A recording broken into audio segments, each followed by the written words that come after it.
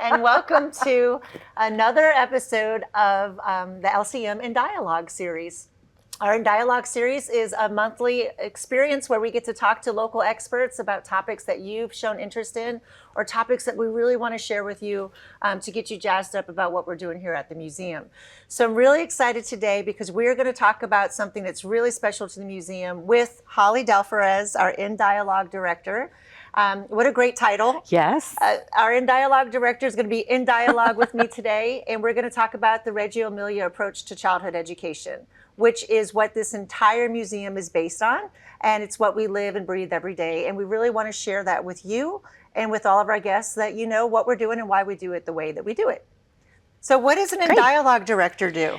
So I tell people that it's a very fancy title, but what it really means is building the opportunity for us to talk with teachers, to talk with visitors to the museum, to talk amongst ourselves. Dialogue is such a big part of what happens within Reggio Inspired Learning. And so it offers the opportunity to, primarily it's focused on documentation, but I also, part of my responsibility is to be the liaison with the schools that we work with for our Play Power program. And so I'm able to be in dialogue with all of the different tendrils of the museum, which is wonderful. So wow, that sounds like a great job. And you're doing a great job. Thank you. It's a great job to have, and it's a terrific fit. And it allows me to be involved with a lot of different things. So. And you'll have, we'll have some people who are joining us today or some people later who are watching, and they're like, I get Reggio. I heard about a Reggio school. My child's first child care experience was Reggio related. You'll get people say, well, that's kind of like Montessori, right? Right. And you'll get people who say, I have no idea what you're talking about. Right. Can you tell me more about this? So where should we start with telling people, what is Reggio Emilia? So I think the basic foundation of it is the idea that children are capable. That they have a lot of strengths already inherently built into who they are as people, who they are as learners. And part of our responsibility as caregivers or teachers or parents or play facilitators when you come to visit the museum is helping them to build on those innate skills that they already have. And so here at the museum, that's our foundational belief, is that children are capable. And I think it allows us to build on that in so many different ways. And then, of course, one of the big things that comes out of Reggio Inspired Learning is this idea of the 100 languages, and the fact that there are all of these different ways that children demonstrate either their talents or their skills or their inclinations. And so your child's language might be dance, it might be spatial awareness, it might be logical, a bent toward architecture or something other than that. And so all of these things are present within the child. And I think when they're young, it's a great opportunity for us to encourage those things to grow and to kind of nurture that. And then once they get into a more structured school system, then they have all of these foundational skills to fall back onto. And so it enriches their learning experience, but also once they get into a school setting, it provides the opportunity for them to make connections with lots of different elements of their life. Very strong foundation. Yes. And Loris Malaguzzi wrote that poem, yes. The 100 Languages of Children. And here at the museum, Holly and I, but also Lola, who's behind the scenes today, our arts and culture director, we do make sure that everyone who starts working here understands the principles of Reggio Emilia and the history of Reggio Emilia. And some people think that Reggio Emilia is a person, but we know that Loris Malaguzzi was one of the founders of Reggio because post-World War II, moms were cleaning up the rubble literally from the disasters of the war and wanted a new way to teach their children and show the capabilities of their children. Right. Loris Malaguzzi, in the anecdote, was riding his bicycle through town and he heard about this. He was studying education and psychology and he wanted to be a part of this. And so we like to give the credit to the moms. Absolutely. Malaguzzi and the moms. Malaguzzi and the moms founded this approach post-World War II in a little town called Reggio Emilia in Italy. And the very principles of the way this museum was designed are getting focus groups of children to hear their input, having the courtyard almost like the Italian piazza, And in this room that we're in right now, which is the first room you see in the museum, there's a Reggio Emilia quote, and then there's a Loris Malaguzzi quote on the doors. So it's really important to what we do here. And I think if we think back on our own childhoods, many of us probably learned in this way. When I learned more about Reggio-inspired learning, I felt like, oh, well, that makes so much sense. And I think that it's this idea that you're providing an environment for children to build their own knowledge, which is very similar to our parents saying, go outside and play. And I think today there are some cultural changes that have come that make that maybe not as easy for families to feel comfortable to do. But within some of these, you can set up situations at home, you can set up situations within a classroom where you're really giving children sort of not necessarily free rein, but open opportunities to be able to explore lots of different things. And so one of the things that we talk about a lot in Reggio-inspired learning is this idea of the third teacher, and that, it's the parent and the child, or the teacher and the child, but also the environment. And the environment itself, it plays a huge part in how children are able to build knowledge. And so at your home, you can set up an environment where, your children are with you while you're cooking, or, if you're building in the garage, you're giving opportunities for your child to come out and see what you're doing. It's observation, it's participation, it's giving them the chance to utilize some of those things. And then, of course, loose parts are such a big part of that as well. So I was telling someone earlier that, what is amazing about Reggio-inspired learning is that it does not involve a lot of costly materials to go into it. It doesn't, it can be rocks and sticks and leaves and flowers, and all of that allows them the chance. And within that, you're doing nature-based work, you're doing math, you're doing spatiological kind of things. At the same time, you're building capabilities in terms of like social emotional skills, because either in a classroom or within a family, you're having to navigate all of those relationships. And so as much as when I was a teacher, I would talk a lot with families about sneaky learning. And I think that when I explain Reggio-inspired learning, that's kind of what I fall back onto, because all of a sudden children think they're just playing, and they come out with a larger vocabulary. They come out with better negotiation skills, especially for preschool age children.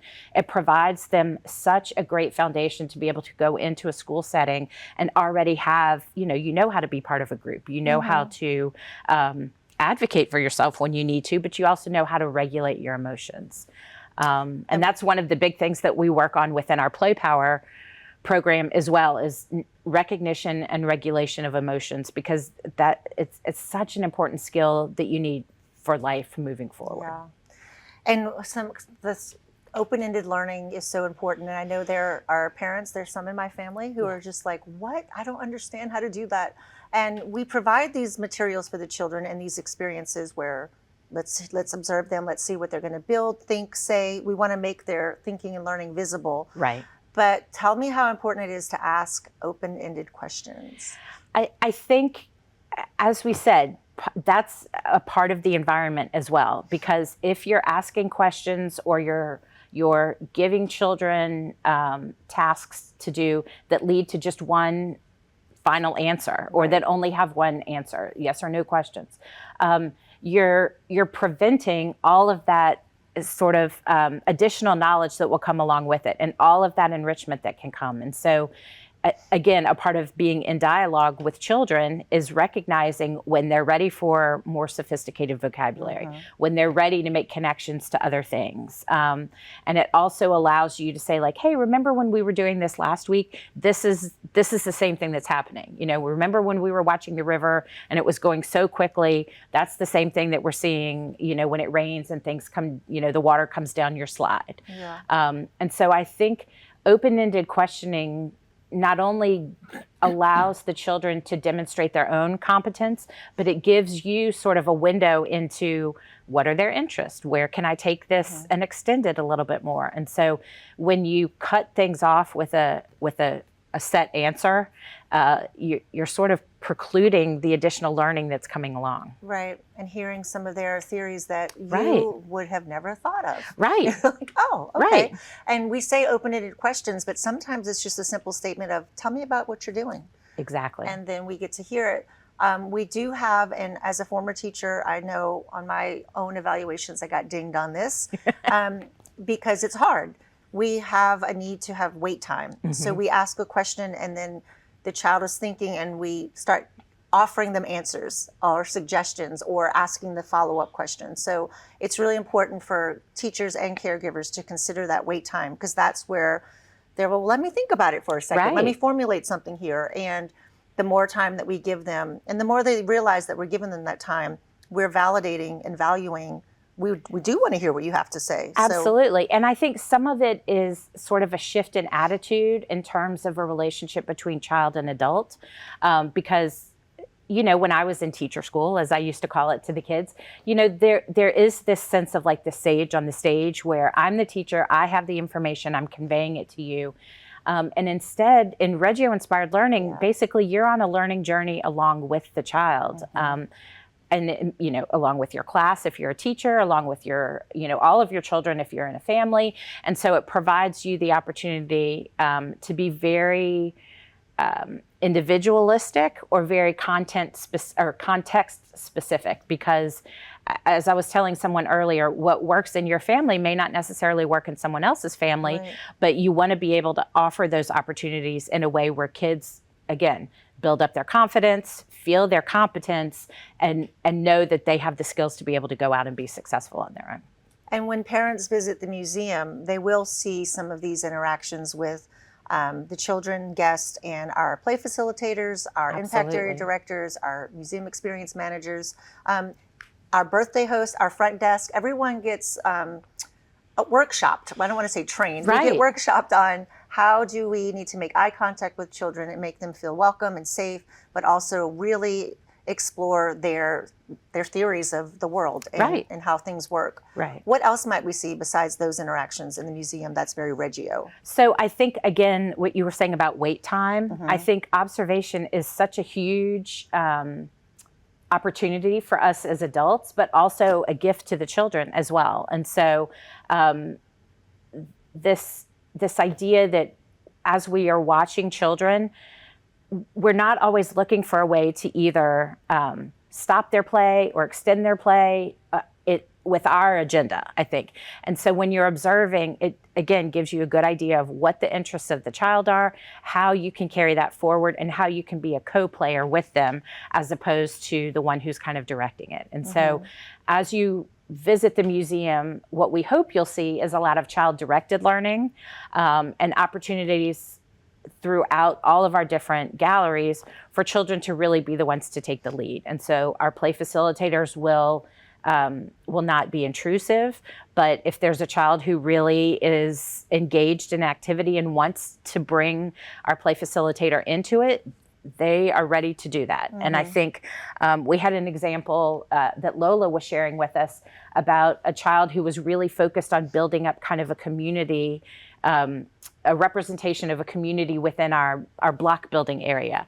And so then they started talking about, oh, well, a farm, you know, is a really necessary element of this. You have to have food. And so the child was still the one who was directing all of that. And she was the one who was saying, oh, I think we need some tomatoes. And so they would go find red blocks. And then slowly other children came to be a part of it. And so I think it's our play facilitators are not only trained, but again, have great capacity for being able to allow that wait time, allow things to be child directed, and then also know when it's important for them to either step in just to make sure that things are still safe. Obviously, that's part of our responsibility as well. But also to help kids make those connections with other things. And so. And the more, sometimes, I know we don't always have repeat guests here, but when we do have repeat guests, we have this amazing ability for our staff to communicate with parents. Right. Did you see, last time he was here, he couldn't do X, Y, Z. Now he's doing all of these things. Sure. And like just sharing these milestones and this. And again, all of the ways that they are thinking and changing in their thought processes and learning right in front of our eyes. Right. And I think also, even like in our kitchen and Follow That Food, we have a lot of things that are unique to the context of our community. And so we have Louisiana foods, and we have, things that are Okra's typical. truck. Yeah, we have Mr. Okra, and, we have melitons, and we have okra, and we have crawfish and oysters and things like that that the children in our area probably know a lot about. But if you're visiting from Massachusetts, for example, you might say, oh, look, they have all these lobsters. And then that gives us an opportunity to say, well, in our area, we mainly have crawfish, and they're kind of the same, but they're kind of different. Yeah. And then it can open up additional conversations. Yeah. And so we're the Southeast Louisiana exploration here. Yes. When you walk into our play building, you see a wall, and it's called the In Dialogue wall. Yes. What does that help parents do? I think it gives them one more reminder of this idea that all of these competencies that we're trying to build in children can be found within daily activities. And so I think as they're coming in and we're looking at building empathy in children, we're looking at helping them to make connections, we're looking to help them build their vocabularies. Yeah. All of those things are available to do within all of these activities. And then in several of our galleries, there are also little pop-up kind of things to give you some examples of open-ended questions. Yes. Because, we, many of us are trained in that. We go to school or we have a lot of practice in that. And if you're new to it, sometimes it can seem a little bit scary. And so what we hope families will find is a lot of fun opportunities for their kids, a lot of opportunities for them to co-play, but also some modeling from our play facilitators and from our project area directors, because we want to be able to help parents facilitate some of this same type of learning in their own homes. Right. And it doesn't require a lot of money. It doesn't require a lot of materials. It just requires an open mind and open eyes. And we are more than welcome to answer any questions. So Absolutely. If you're like, how might I get this started at home? Or how might I interact with these blocks right now?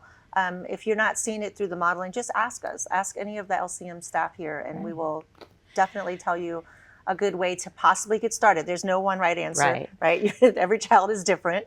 And some children leave me alone, I'm good. Right, I want to do it on my own, and that's okay too. Right. And I'll tell you, we have the ultimate secret weapon as well in our museum store with Danielle, who I tell everyone is a fairy, but she's wonderful, and she is so attuned to every child that comes in the door and what might be a good fit for them. Yep. And obviously the materials that we have available in the museum store are reflective of the ideas that we believe and that are foundational to the museum. But there are small things, there are big things, there are play opportunities, there are books. All of those things go into, helping children to feel more confident and building those skills. Yeah. So we will see play facilitators, we will see our In Dialogue wall, we will see those threads are actually throughout the museum. So they're color-coded on the wall, but then in each gallery you'll have how to build empathy here, how to make connections here. So that's also a great big help. Right. Tell us about our studio. So the studio is really an amazing extension of Reggio concepts. In Reggio Emilia, that was one of the very specific, and what you'll find in most Reggio-inspired programming is that there is what they call an atelier, a studio where art is such a big opportunity for children to express their creativity.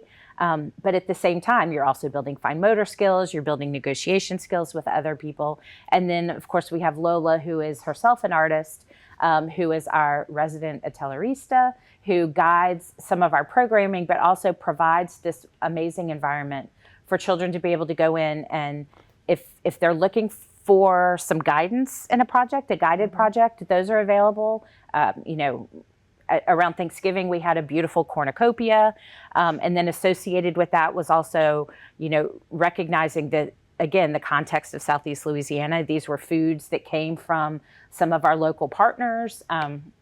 But then there are also plenty of opportunities to just be open-ended. Yeah, and the same thing with our artists in residence, which is a part of our, quarterly. We have a new artist in residence that brings in, maybe a different kind of art medium that a child might not have thought about. You know, we've had Yeah. collages, we've had, you know, paper work. And I think for kids that are used to just doing very, you know, color, you know, crayons and paper and markers and things like that, when they come in and there's paints available and Right. there's, you know, clay and all of these other things that are available, it kind of opens up their world to what comes next. And the Loris Malaguzzi quote that's on this wall is about, and it kind of alludes to Loris really believing that artists and children see the world in very similar ways. Absolutely. And it's the adults of society who don't see the world like artists see it anymore who are the problem. And so it's just, you know, you got to grow up, you got to do this, you got to go to school, you got to learn these things, and the pressures that we put in children and what happens to that creativity and that innocence and that Absolutely. all the things that we want to foster here, the 100 languages. And one of my favorite quotes is from Picasso, who said, "I spent my entire life trying to see the world like a child."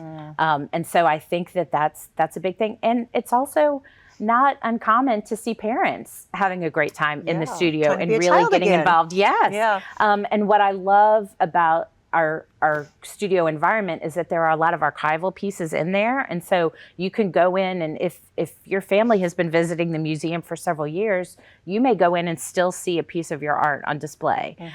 Or like I said, we created collages with one of our artists in residence, and that's on display. And so you can go back in, and it gives you sort of a view of the history of this kind of evolution of the art that's a part of it. And it's done in a way that makes it exciting and historical instead of junky. Well, and also, now that you mentioned that, tell us a little bit about the materials and the aesthetic of Reggio Emilia, because you will see that in our studio. You will. And one of the things that when people are just being introduced to Reggio-inspired learning, sometimes they'll say, well, there's not a lot of colors. And I think the reasoning behind that is that what you want to do is build an environment that is non-intrusive into the children's play. And so the colors that become a part of that environment are coming from the children. There's also the use of a lot of natural materials. And so, like I said, it might be rocks and sticks and some of those kind of things. Mud is big. You know, we're getting ready to have a big mud fest in a couple of months, so stay tuned for that. But, you know, mud can also be a means of artistic expression. And so what you find within our studio in particular are you know, sort of calm areas of that give you like calm areas to work within an environment that also displays a respect for the art that's being created within it. And so when you go into a Reggio-inspired classroom, you may not necessarily see a whole lot of colors, but what you're seeing is lots of children at work, and they're sort of adding their own color to it. And so it's almost like giving them sort of a neutral canvas to be able to let their work be the star of the show. And you'll see a lot of recycled materials. Yes. Which is aligned with our sustainability impact area, but it's also very Reggio, because why waste that? Show children that something can be used again and again, which we have some beautiful works in the studio right now that are from Coke cans or Coke boxes. And so that brings me back to parents are like, well, how can I bring all of that home? It's pretty easy. It is. And everybody has toilet paper rolls, and you know, everybody has paper towels or you know, newspaper, or there is an easy means of getting those things. So it doesn't require a lot of cost. You know, we're coming up on Mardi Gras, and that's a great source of materials, you know. Reuse. Beads can be used for math activities. It can be used for sorting. It can be used for building.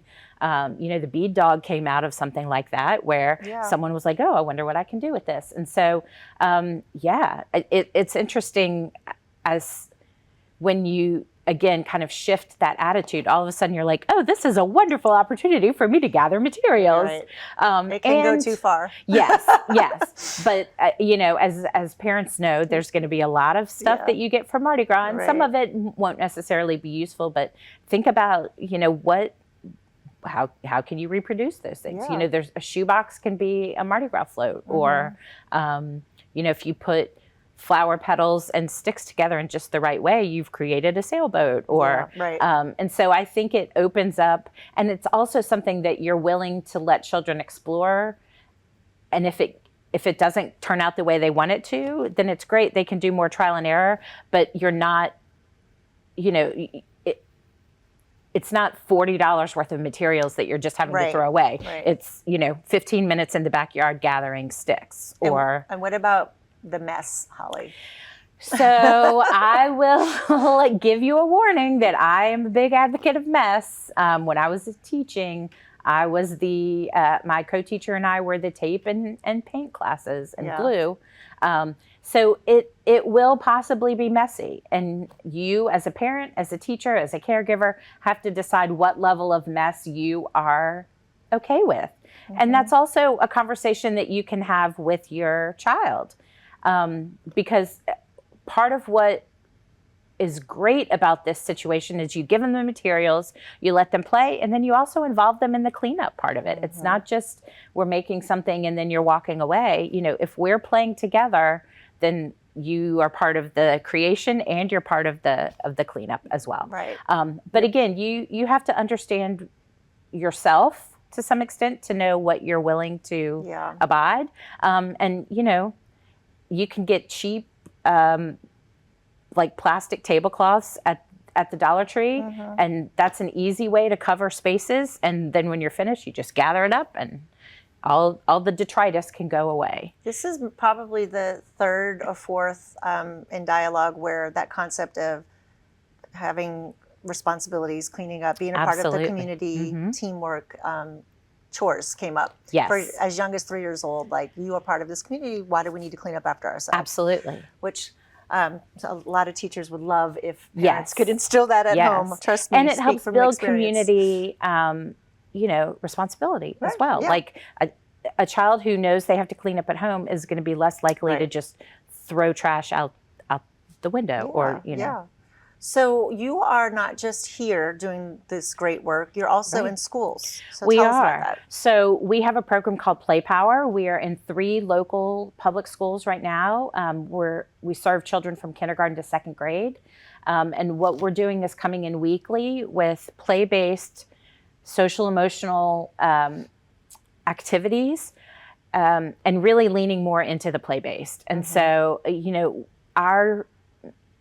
we have 2 primary focuses. One is obviously to bring these skills to children and give them an opportunity for students to explore some of these other things that are kind of non-traditional skills. And then also we want to support our teachers who are working incredibly hard right now to really help children, especially post-COVID. As much as things are kind of getting back to normal, we are still seeing that there are skills that kids kind of missed out on during that time when we were all shut down. And so one of our main jobs right now is to help support teachers. And as they're really focusing in on the academic elements of things within the school, we're coming in and helping support them in the social emotional areas.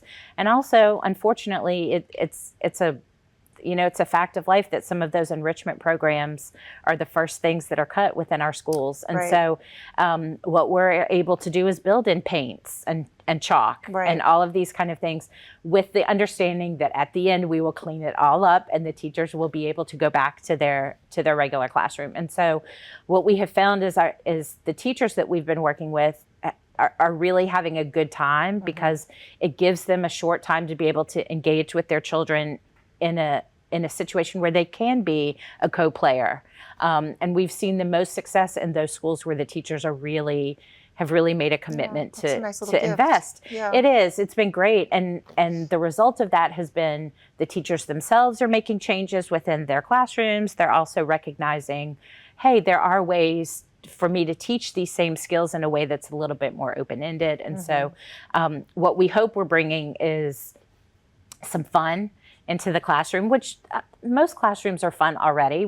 Teachers do so much with so little for so many. And so I think what we want to be able to do is say, hey, this is a great time for you to be able to engage with your kids in a way that's different from your regular responsibilities. And then at the same time, we're able to as I said, one of my primary responsibilities is documentation. And so what we're able to do is take pictures and do interviews and do these observations so that over the course of the year, we can say, look at this progress that you've made.